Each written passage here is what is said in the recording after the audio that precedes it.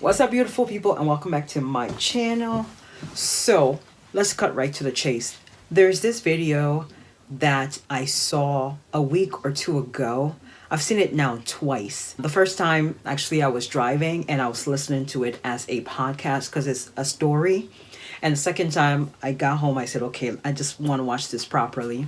And I was both fascinated and terrified at the same time. I just thought I would share it with you guys. And I think it's also very timely that this video blew up. It was posted 3 months ago, but it has been viewed over 1 million times at this point. And it's very telling, especially with everything that's happened over the last couple of weeks. The whole Dan Schneider and Diddy stuff happening. I feel like this video is very timely. So the creator is called Dougie Corrado. And the title of the video is I Wish I Never Went to This Party. Yeah, so if that hasn't caught your attention already, I don't know what will. So let's begin.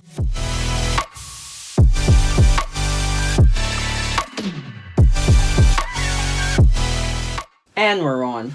Hey guys, welcome back to another story. If you really love spooky, scary stories told in the first person, you're on the right channel. I encourage you to like and subscribe if you want, right? It helps me. If it helps me, it helps you. The more it helps me, the more stories I can get to you. So liking and subscribing, just absolutely backflip onto that subscribe button.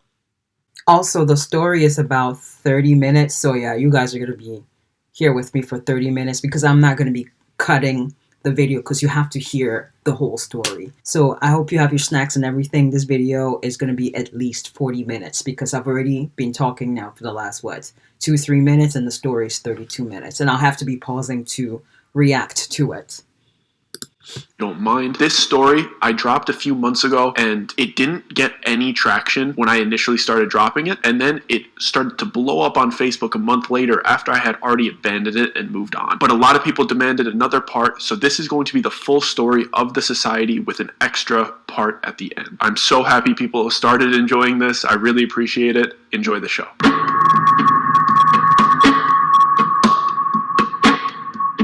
So this story is the reason I stopped making content for 5 years. You guys remember when all those Vine stars and skit Instagrammers moved to LA in like 2015-ish? So I wasn't a huge creator at the time, but I was there and around it all as all of that stuff was happening. I moved from Chicago to LA 3 weeks after high school with like $2,000 in my pocket that I saved up working at Steak and Shake with this other aspiring creator named David. I was much more into editing and being behind the camera at that time, and he was much more into Vine and vlogs and... Pause, guys. Could this be David Dobrik?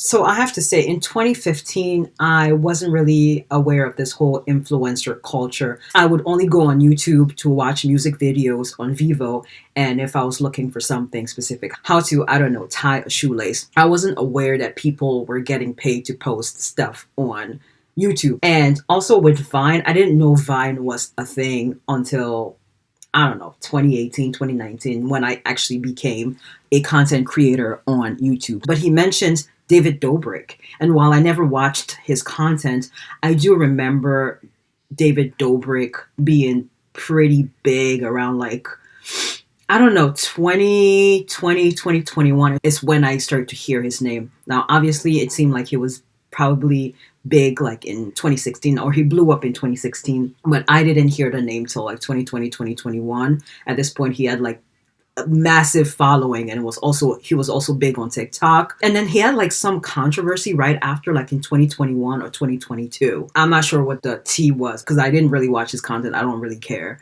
like to go check out what happened to him. But like after that controversy, I haven't seen anything from him anymore. People don't really talk about him anymore. I actually went on, like, he has 2 YouTube channels. I went on 2 of his channels to see when the last time he posted, and it says 2 years ago was the last video that he uploaded. That's wild. Anyway, back to the story.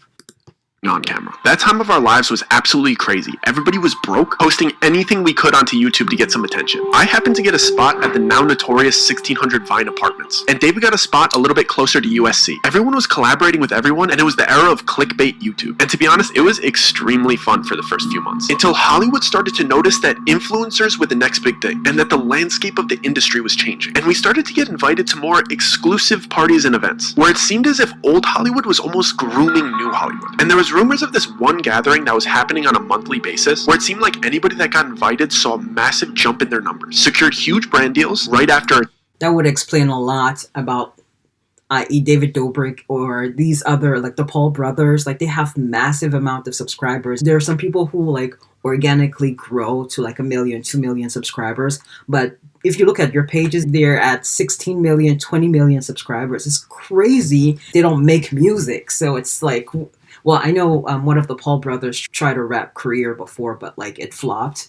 I don't know if it was Jake. It might have been Jake, the one who was on Disney before. Yeah, he was on that show with Olivia Rodrigo, Bizarre or something. Ask me how I know all this stuff. But apparently this gathering worked on a buddy system. Someone had to vouch for you and bring you as a guest. And by blind luck, me and David ended up getting invited. Some talent agents saw me and David shoot a silly skit at a random party. He didn't invite us that second, he just told us that he saw something special in us and took our contact information. And listen, people do that all the time in LA, but this guy had a different feel to him. He wasn't trying to convince us he had connections or hype himself up like everybody else does. He was just super calm and had a sharp way of speaking that demanded respect. He was extremely brief, and after getting our numbers, he just said, "Look out for the invite," and walked away. And this is where it gets weird. I never gave this guy my address, I only gave him my number. But I ended up getting an invitation by letter. And at the time, I thought that that was so cool. But in retrospect, as an adult, looking back at it, that...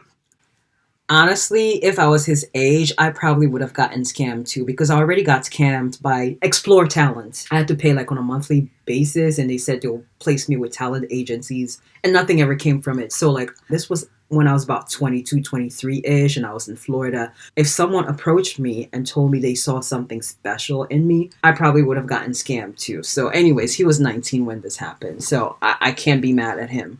Was a huge violation of privacy and a major red flag. But at the time, when I tell you, I was absolutely buzzing with excitement. When I got it, the letter was so extravagant and detailed. It was gold with black and red lettering that read something like, "Your talents have been noted, your name has been endorsed, and I'll never forget this part. The dreams you have been chasing are a night away through the seventh heaven." And the address was a beautiful home in Laurel Canyon that was set to happen. Seventh heaven. Keep that in mind, because the house they go to, they have to go into 6 different rooms, and after they've gone through all those rituals in the 6 different rooms, the seventh room would be like the 7th heaven. I guess that's the next step to success or whatever. Weekend. It also noted to not be a minute late and not to expect to leave before midnight. And at the time, it felt like the Willy Wonka golden ticket. And the excitement doubled when I got a text from David at the same time, in all caps saying, "Did you get one too?" I felt like our lives were about to change. And I was right. David blew up after this party, and I had to go into hiding. I felt like our lives were about to change. And I was right. David blew up after this party, and I had to go into hiding. When I tell you I was on cloud 9 leading up to that party, I mean it. I was so young and naive and delusionally optimistic. I truly believed that I was going to go to this party and leave rich, because it literally seemed like that was happening to the creators around me that attended. I was hyped. I've never been a braggy person, but when you're young and excited, you get consumed by good news and want to talk to your friends and peers about it. So everybody that I chatted with who I knew was a content creator and was in the know about this party, I couldn't help but to tell them. And all the feedback was positive and along the lines of, "Let me know how it goes," or "Can you try to get me into the next one?" And even some from bigger creators saying, "I'll see you there," with like a little smirk on their face. Like they were pumped for me. Except for one conversation with a creator that most of you probably know. This creator is an extremely positive guy, and he's one of the most wholesome, bubbly, genuine guys I met out there. And when I told him the good news, he looked at me like I told him a tsunami was headed towards the... I wonder if this is Mr. Beast.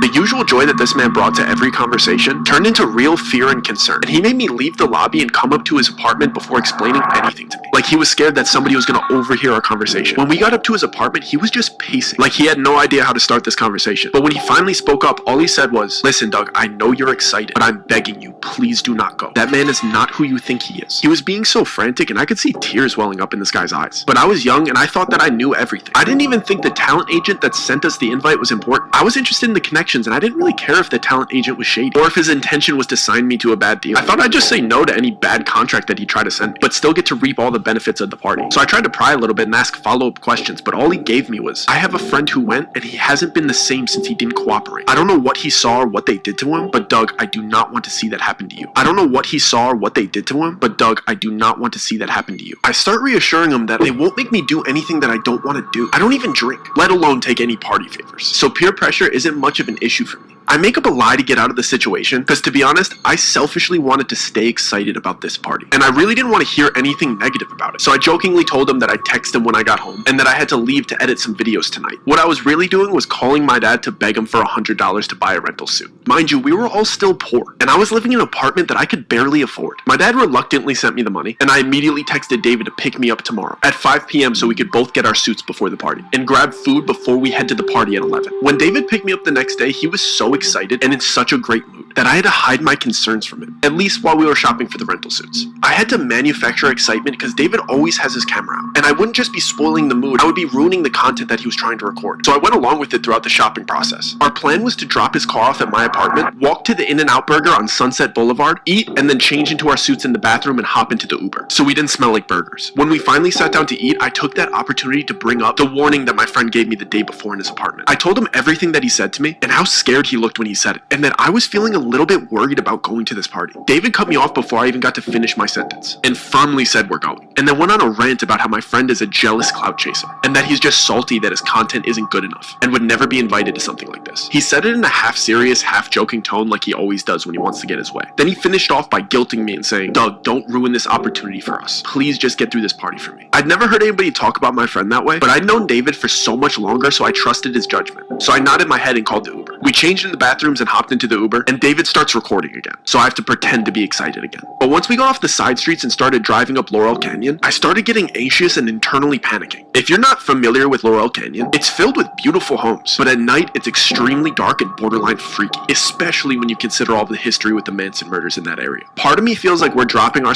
That should have been a red flag. off into a setup. But once we arrive, all of my worries get washed away. We pull into the driveway and this house is beautiful and extravagant. And everyone waiting in line to walk in is smiling and laughing and friendly. So I get excited again. At the door, they take our phones and have us sign an NDA, which isn't uncommon in house parties like this in LA. And they give us a mask and a name tag with funny aliases. My mask looked Already, the fact that you're making them sign NDAs and giving them masks should have been a red flag again. bear, and David's looked like a bird. My alias was Stardust, which David got a crack out of, and his was Banshee. We enter what you could call like the lobby of the house, and as we're walking in, the apparent host of the party starts giving a speech. This man is very eccentric and outspoken, and he's got the cadence of a late-night show host, and I spot the agent that invited us standing right behind him. The speech was basically just encouraging everybody to have fun, and explaining the itinerary of the night. Apparently, this was a themed room party, and all of the guests were instructed to move to the next room whenever the grandfather clock chimed. He wrapped up his speech with some cheeky joke, and then one line that still irks me to this day. He said, "Have fun now. Our descent starts at midnight." I tried to give David the eyes that I didn't like where this party was going. This type of behavior from people that I saw as adults made me extremely uncomfortable. The moment the host wrapped up his speech, a couple of workers came out of the doorway. They were holding a couple sets of long poles. All of a sudden, music started playing and everybody seemed like they knew what was going on. So I just went along with it. So I guess these parties start off with a big game of limbo. It's funny seeing people dressed so nicely playing a silly child's game, but it's even weirder seeing A-list celebrities being so excited to play. Because everybody had masks on, but when somebody that you grew up watching in movies walks by you with a quarter of their face covered, you still know it's them. I was amazed with how inviting and willing to introduce themselves these people were. I was expecting at least an undertone of uppityness in there, but it seemed like everybody was involving everybody in conversation, and they were frequently introducing themselves to me with their alias, of course. The only thing weird about it was something that I didn't notice until the third person did it. When they shook my hand, they pressed their thumb into the soft part between my thumb and my pointer finger, and I only recognized the pattern because the third guy gave me a big smile and said, "This must be your first time here." In retrospect, this should have alarmed me, but it seemed like they got friendlier when they realized that it was my first time here, so I didn't really think anything of it. But before I got to ask any follow-up questions about this odd handshake, the first grandfather clock chime went off, and everybody excitedly rushed into the second room. When I finally got in there, I was taken aback by the dramatic decor change. Everything in this room was different shades of blue. The music was romantic, and all the furniture was cabana beds and love seats. I stood there for a second trying to realize what was different. That's like them Diddy parties. But I couldn't put my finger on it until some girl walked by and caressed my shoulder in a really flirty manner. The decor changed, but the way everybody was acting was drastically different. Before, everybody seemed to be outgoing and inviting and friendly. But the second they stepped foot into this room, they became touchy, flirty, and suggestive. I was only 19 at the time, so this type of behavior from people that I saw as adults made me extremely uncomfortable. especially when I saw that the cabana beds had curtains that you could close for privacy. And I realized that these people weren't just being suggestive, they meant it. I tried to give David the eyes that I didn't like where this party was going, but he seemed to be really enjoying the female attention, so I was on my own. I basically stayed in perpetual motion and walked laps until the next chime went off, so I didn't have to sit next to anybody for too long and let them get too comfortable. The clock finally went off and everybody rushed to the next room immediately. The weirdest part was the people that were in the private sections didn't even bother redressing except for the mask. I was in no rush to get to the next room, but I could see into it over the crowd of everybody's head. The walls were bright orange, but the smells that were wafting in from that room were amazing. And when I finally got in there, it was like the Hogwarts feast. It was table after table of the most delicious spreads I've ever seen. There was full tables for seafood, full tables for meats, full tables of sushi, and an entire wall of spirits. I almost started enjoying myself again. Until I saw the way these people were treating this food. They were disrespectfully biting chunks out of delicious prime rib roasts. They were just shoving copious amounts of high-grade sashimi into their mouths and eating caviar like it was cereal. The way that they were just grabbing with their hands and just spitting out things that they didn't like onto the floor ruined my appetite. At this point, I wanted nothing to do with these people.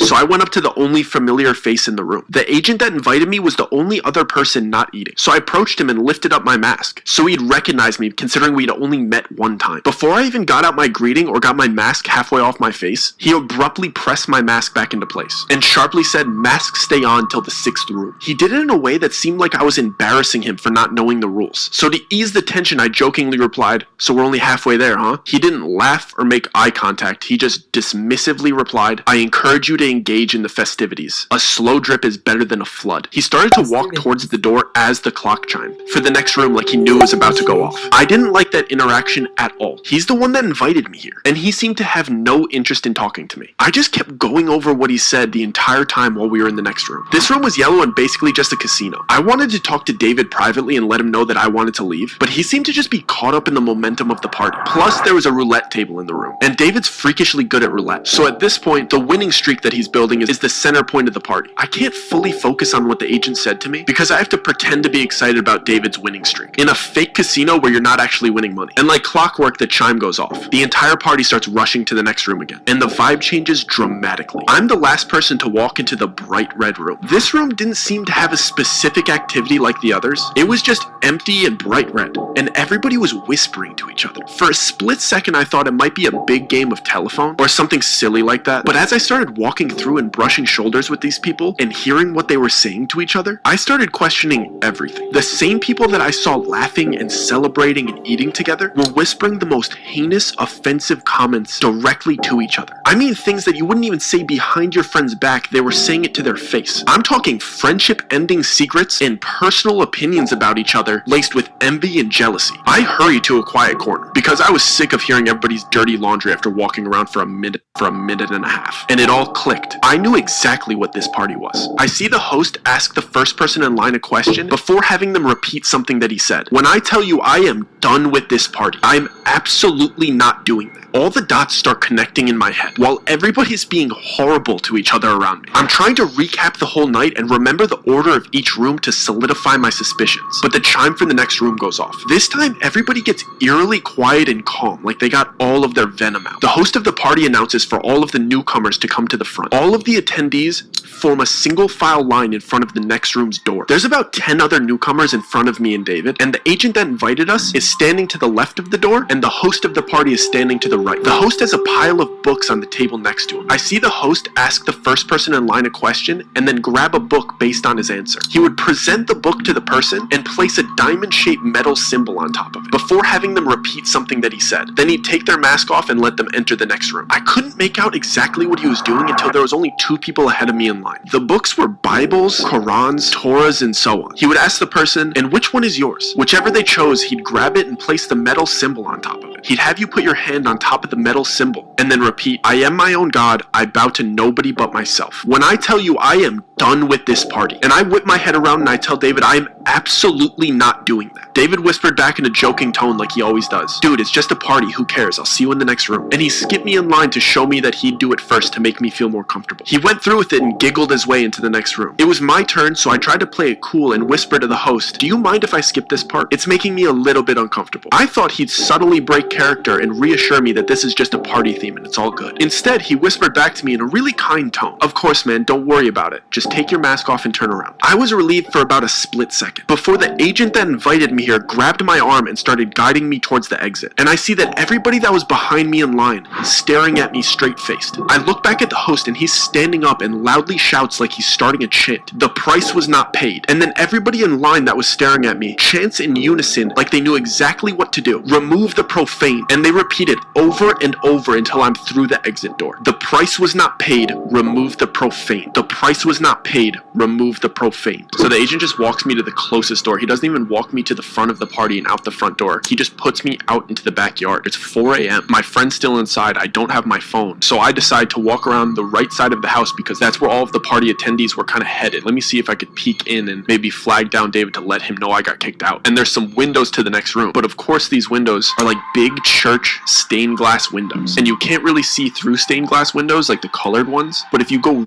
My God, what time did they get there and it's 4 o'clock in the morning? really close and you look through the white parts, you could kind of see clearly what is on the inside. And this room is like a bizarre church replica without all of the seating. It's just a big church-like room. And all of the people that were in there had their masks off. And it was like a big circle and almost looked like an initiation. And all of these celebrities are standing around in a circle around the other 9 new people. It was 10 excluding me. And there was big TV grade cameras recording, and it looked like the group of celebrities and everybody else that was there was kind of cheering them on, but then there was clearly people in there that were much more serious and kind of threatening. And the 10 new people were in the middle of this room being forced to do horrible things that I wish I could unsee. And the new people clearly didn't want to do these things. They were being forced to do these things. And they were clearly recording it. And I see my friend being forced to do these horrible things in front of these people and in front of these cameras. I just start panicking. I don't know what to do. So in my head, I'm like, I just need to get out of here. So I start speed walking to the front of the house. And I'm thinking, I need to get out of this gate. There's only one street. We're on Laurel Canyon. So it's either I go left and start running towards Studio City, or I go right and start running towards West Hollywood. I'm not about to go knock on other people's doors. I'm just trying to get back to like civilization. And I'm trying to remember if we're closer to Studio City or if we're closer to West Hollywood. I don't even know. As I get to the front of the house, one of the employees is standing there, and he's standing in front of a car and he has my phone. I'm not sure if he knows that I just saw everything, so I'm kind of standing there deer in headlights, but he just politely goes, "Here's your phone and here's your ride. Don't worry, the driver will take you home." So I take my phone and I sit in the car and I'm trying to gauge to see if this driver has any malicious intent, but he doesn't seem to. And within the first 3 minutes, I know that they don't think I saw anything. They were just getting my stuff prepared and my car prepared to take me home, because they're under the impression that I didn't see anything too bad and I got kicked out before any horrible things started happening to people inside of this party. So I get in the car and I'm checking my phone. My phone was fully charged when I got here, so I don't know what they did, but my phone won't turn on. I have to sit through this 30-minute car ride. One of my best friends is back at this party getting mistreated and recorded doing horrible things, and I can't tell anybody. So I get through this 30-minute horrible, suspense-filled car ride, thinking about all of the people that were so nice to me inside of this party, and the whole intent of this party was to butter me up to get me to do these horrible things. And when I finally get back to my apartment, I run upstairs, I plug my phone into the charger, and the first texts that come through are from my friend Joe. And I completely forgot that my friend Joe was coming to visit me. He was coming on a little mini vacation, and I was going to play tour guide and show him around the city. So now I'm thinking, I only have like 4.5 hours to sleep before I have to go pick up my friend from the airport, and I still don't know if my other friend is okay. So I'm blowing up David's phone because he's still at this party, but I set a timer so I get to the airport to pick up my other friend. So I barely get any sleep. I drive to LAX to go pick up Joe, and I drive him back to my apartment. And when I'm coming back into my apartment, David's in the lobby and he's talking to some other big creators, like bouncing video ideas. It's like 9:30, 10 a.m. at this point, so I'm just kind of having coffee by the cafe and chatting. I tell Joe to go upstairs to my apartment and drop off his luggage, and I go ask David if I could talk to him really quick. I'm clearly very distressed, and he's being very jokey with me, and he doesn't seem like anything bad happened, and he's just kind of making fun of me for getting kicked out of the party. I'm just letting him talk for a little bit, and I finally tell him I was looking in through the next window. I saw what they made him do, and I was just asking him if he's okay. And the second I said that, he immediately switched on me, and he started damn near cussing me out and saying friendship-ending things, and his eyes turned from happy and giddy to filled with almost fear and a little bit of betrayal. When he stormed off, he pulled out his phone and he was calling somebody as if he was like reporting something back to them. I immediately start freaking out. I assume that he's telling them that I saw what they did, and now I have my friend upstairs who thinks he's just on vacation when I just saw hyper successful rich people doing unspeakable acts, and they have all of the resources to come after me. They know where I live, and David isn't even on my side because the dirt that they have on him now. I have to pretend that everything's okay to Joe because he flew all the way out here for a vacation, and I don't even really know how bad the situation is. I don't even know how to tell him about everything that happened the night before. And I promised Joe that we were going to go to Runyon Canyon this morning, so he goes and changes into hiking gear, and I drive him over to Runyon Canyon. We do the hike for a few hours, and when we come back and I check my mail, there's another letter from these people, and I take it to the bathroom because I don't even want Joe to see it, and it's a screenshot of the surveillance footage of me looking in through the window, and a little handwritten note, just a reminder of the worst mistake you've ever made. Curiosity killed the cat. And I start freaking out. I know that David just betrayed me and told them that I saw, and now they have proof that I saw. Now I'm just a walking liability to them, and now they're threatening me, and that was the worst mistake that I've ever made, and insinuating that curiosity killed the cat. I'm the cat, but it's still not enough to tell Joe about what happened. So I just go on with this charade, and I'm just playing tourist, bringing my friend around the city, and the first day nothing happened. And to this day, I firmly believe that the only reason they didn't do anything to me is because Joe was there with me that whole week, and he had just finished the police academy, and he was officially a police officer. So I think me being with him is the only thing that kept me safe, because they weren't willing to do anything to a police officer. And I knew for sure they were keeping an eye on me the next day because Joe asked me the night before if I had half and half for our coffees the next morning, and I didn't have any half and half, and he just jokingly said, "Who has coffee and doesn't have half and half?" It was a conversation in passing, it was a joke, and the next morning we woke up and there was a full half and half in my fridge. And the only reason I noticed that is because Joe said, "Thanks for running out early and grabbing half and half. You didn't have to do that." I was kidding. I didn't go and grab that half and half. I knew that somebody was not only listening, but entered my apartment that night while we were sleeping. And then they started to do these things that only I would notice. Things that if you told anybody, they would look at you like you were crazy. Each night that we came home and we were just winding down and watching TV, I would go to turn my TV on and the remote control wouldn't work. And I would check the batteries, and the batteries would be switched from positive to negative and negative to positive. Like they came into my psychological warfare. And you can't report this because they're going to say you're crazy, like you're losing your marbles. And just flipped my batteries. I know that my remote control worked the day before, and they just needed me to know that they were in my house and flipped my batteries, just to let me know that they were invading my privacy on a daily basis. It's a threat, but not really, because if you report this to the police, they'll say, okay, well, no harm was done to you, like physically, so they can't really do anything about it.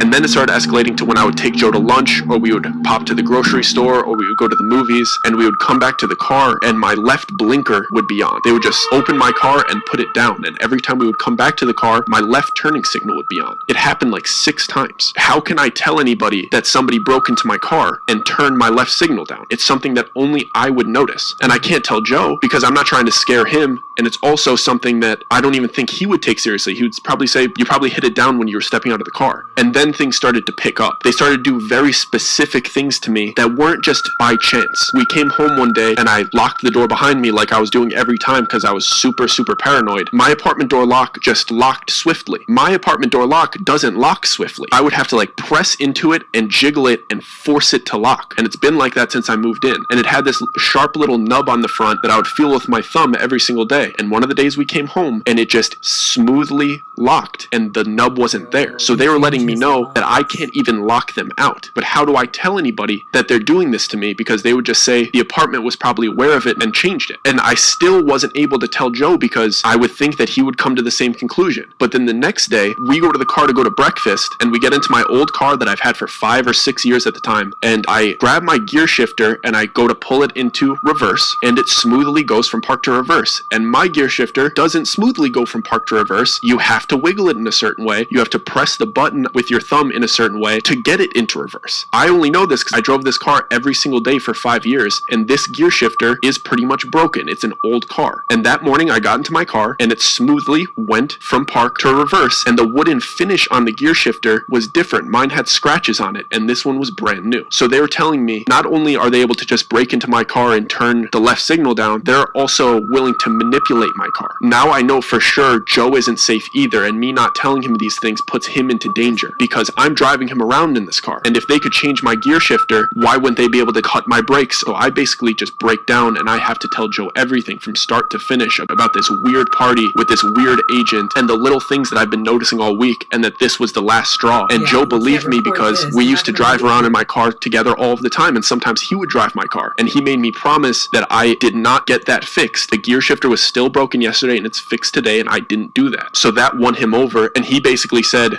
we need to get out of here. It shook him too. He didn't like the idea of these people in the house. When I told him I didn't get the half and half, when I told him all of these things that were adding up over the last couple days, it freaked him out. He's like, bro, we got to go back to your apartment. We got to get your stuff. We got to get you out of here. Then my entire world is shattering. I moved out here and all of these things were going great for me, and I had a place and I had friends and I didn't want to leave. Maybe the stuff will die out. I'll be able to work with other people. It's going to be okay. I don't want to just leave my apartment, leave all my stuff. But Joe insisted that we went back to my apartment to grab his stuff and mine and then go stay at a motel before he leaves the next day. And when we got to my apartment, David was in the lobby with other creators by the cafe again, and I went up to him. I didn't really have any idea about what I was going to say to him. All he did was hand me a coffee, ignore everything that I said, and walk away. But then when I looked at the coffee, it had a little napkin wrapped around it. I saw that something was written in Sharpie on the napkin. It said, I'm so sorry. You have to leave tomorrow with him. Otherwise, it's me and you. And I went upstairs and I packed a couple backpacks and I left LA the next morning with my friend, and I never went back. Joe and I rushed out of that city as fast as we could. I packed as much of my stuff as I could, and we just started driving. We were both genuinely scared for our safety at that point. So we decided to skip Joe's scheduled flight and just drive to Las Vegas. And then we were just going to fly home from there. There was something that just felt comforting about being out of the state. Not to mention, Joe wanted a real briefing about what went down, because I had just basically told him the cliff notes and begged him to believe me so that we could pick up and leave as soon as possible. For the first 2 hours of the drive, we primarily kept our heads on a swivel and just made sure that we didn't take any wrong turns to further extend this trip. There were a few cars that made me feel like we were being followed, but it was just my paranoia enhancing an A-type personality driver into a stalker. Once we were out of California's state lines and into Nevada, we could both finally exhale. I felt real relief wash over me for the first time since I got kicked out of that party. We stopped about 15 minutes into Nevada at a pit stop. We used their Wi-Fi to book a hotel for Vegas that night, along with the plane tickets for the next morning. Once we had our escape plan fully booked, Joe just started laughing, and I couldn't help but just start laughing too. We shared a lot of crazy stories growing up, and we always seemed to find ourselves in sticky situations together. So it was just hilarious that his fun trip to visit me turned into this. It felt really good to laugh about it because it made me feel like it was finally over. We got back into the car to continue our drive, and Joe playfully said, so you have 1 hour to explain to me why we're fleeing Los Angeles over some half and half and a gear shifter before we get to Vegas and we make this trip worth it. I realized how bizarre this whole situation must have looked from his perspective. He flew in for a fun vacation and arrived to see his friend in a crisis. As I started to explain to him the series of events, things really started to click for me, especially with his input as a police officer. I'm going to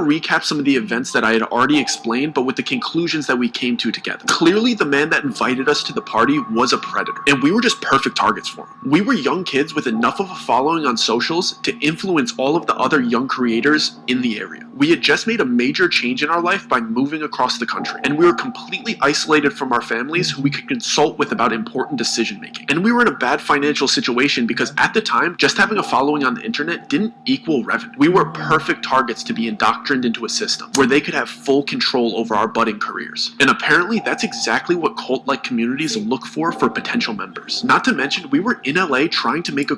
They keep flashing Logan Paul, so maybe he's one of them. Or maybe he was part of that.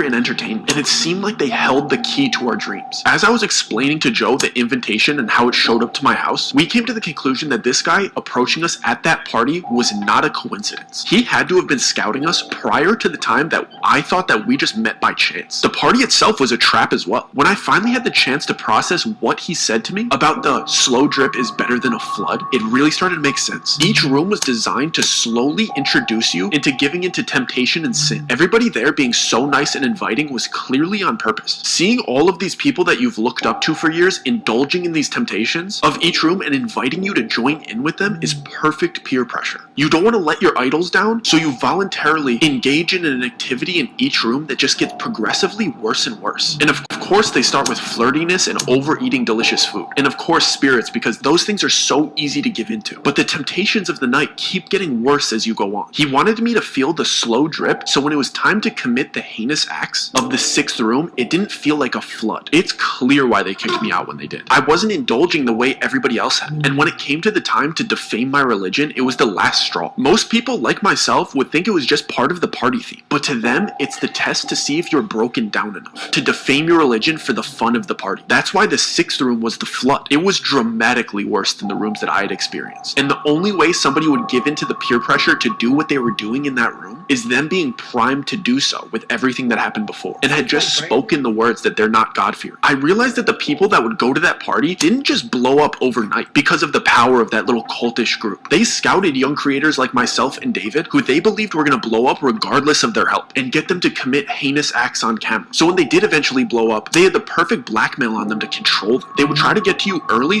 before you were making money independently so that they could control you. Because if you were already established and wealthy, why would you even care about going to a party like this? You just don't care. It's too late for them to infiltrate your life. Do they help you with big collaborations? Yeah, but these collaborations are built off of fear and trauma. That's how they keep their group so tight. You can't get into this group unless you also do these horrible things. They kicked me out and let me leave because they thought I actually didn't see anything too bad. From the outside perspective, I had just gone to a cool A-list party in a beautiful home filled with beautiful people and amazing food. I couldn't say anything bad about it publicly without sounding bitter that I got kicked out. That's how groups like this need to operate. From the outside looking in, it has to look amazing and wonderful to be a part of. From the inside, they need blackmail that's so bad on you that you can never speak out against it without getting your reputation destroyed. It made sense why they went after me the way they did. They need to do things to me that only I would notice because they couldn't be seen openly harassing me. It would make them look bad. So they had to infiltrate my privacy and scare me secretly. I still don't know how far they would have gone to get me to leave the city. If they would get violent or try to get me to fall victim to an accident. But they wanted to scare me out of the city. And I thought back to my very kind friend that warned me about this part and how secretive he was being about how much he knew about it. He couldn't just openly say how weird those people were because it would make him a target. He just knew that if he kindly declined their offers and acted like he knew nothing about them, he could go about pursuing his career unbothered. And it really made sense why they would target potential big creators as well. Because if the kid with the most clout is a part of this group and the only way to collaborate with him was to go through the same indoctrination, they would be able to control an entire generation of creators. To be honest, they're very good at what they do. There was a clear system that they followed and the way that they approached harassing me out of the city. It was done at a professional level. Joe told me that it's called gang stalking and that most of the time it actually isn't happening. And what I mean by that is most of the time that somebody reports that a crime like this is being committed, it's actually a paranoid schizophrenic having an episode. So they harass you in a way that even the police department would consider it a mental disorder, opposed to gang stalking. Everything about the way these people operate is cult-like, and everything that they do is intentional. I was never even a conspiracy theorist or anything like that, but my perspective on show business in Hollywood completely changed on the way to Vegas. All the dots connected, and I saw how truly evil some people in that industry actually are. And when I got to Vegas, I started to see how openly they show it. I know I've spent this whole time talking about how secret and exclusive this party was, and how everybody that knows about it has their lips zipped shut, but when we had arrived at our hotel near the strip, I started looking around at the big signs and promotions, and they really don't hide it. There was cultish symbolism in all of the music, live performances, and movie trailers. What used to look like just cool designs and eccentric artists was blatant symbolism for what was actually going on. I will never look at showbiz the same after that. I'm extremely happy being an independent artist, safe in the middle of the country away from those cultish hedonists. I never received another letter or heard from David again, but what I can tell you is that everybody that was affiliated with that group became massively famous, but everybody involved fell as hard as they ascended and have had even more massive controversies. And to anybody pursuing a life in the arts or social media, do not fall into this trap. They will promise you everything that you've ever wanted, but they'll take it away whenever they please. And I promise you will hurt the people around you in the process. Welcome to the society. Guys, if you enjoyed this story and you want to watch more, I have plenty of full stories and episodes on the channel. We have The Stairs, The Giggler, and we got a couple more coming. So if you haven't subscribed already, I would deeply appreciate if you did. Of course, like this video. I'm an independent artist, so your likes and subscribes and comments mean way more to me than they would to a cultish hedonist. Thank you.